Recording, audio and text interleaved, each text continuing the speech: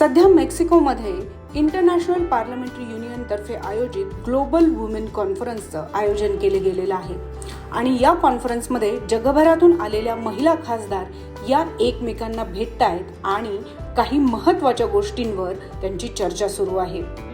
या कॉन्फरन्ससाठी महाराष्ट्रातून खासदार सुनेत्रा पवार व खासदार मेधा कुलकर्णी यांचीही निवड करण्यात आलेली आहे। या सर्व विषयी आपल्या ट्विटर हँडलवर याबद्दलची माहिती देताना त्या सांगतायत, मी सध्या मेक्सिकोमध्ये IPU महिला संसदीय परिषदेसाठी उपस्थित आहे। परिषदेच्या पहिल्या सत्राची सुरुवात मेक्सिकोच्या पहिल्या महिला राष्ट्राध्यक्ष क्लॉडिया शिनबाग पार्डो यांच्या प्रेरणादायी भाषणाने झाली। त्यांनी ठामपणे सांगितलं, समानता ही केवळ लक्ष्य नाही, ती न्याय आणि प्रगतीची गरज आहे। मेक्सिकोने संविधानिक सुधारणांद्वारे समान वेतन, हिंसामुक्त जीवन आणि स्त्रियांसाठी समानतेची संधी सुनिश्चित केल्या।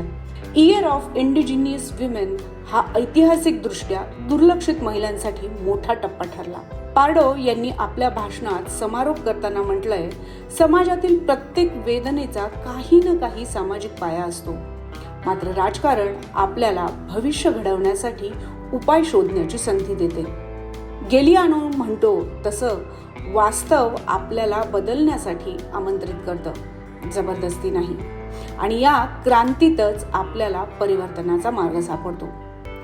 एक महिला, एक लोकप्रतिनिधी म्हणून मला ठामपणे वाटतं, महिला सशक्तीकरण आणि समानता ही केवळ चर्चेपुरती मर्यादित न राहता ती धोरणांमध्ये, व्यवस्थेमध्ये आणि समाजाच्या प्रत्येक स्तरावर प्रभावीपणे राबवणं आवश्यक आहे।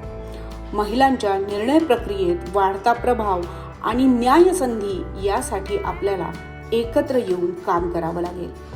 समाजाच्या मूलभूत परिवर्तनासाठीची ही लढाई थांबता कामा नये। या सगळ्याबद्दल तुम्हाला नक्की काय वाटतं हे कमेंट बॉक्समध्ये आम्हाला सांगा।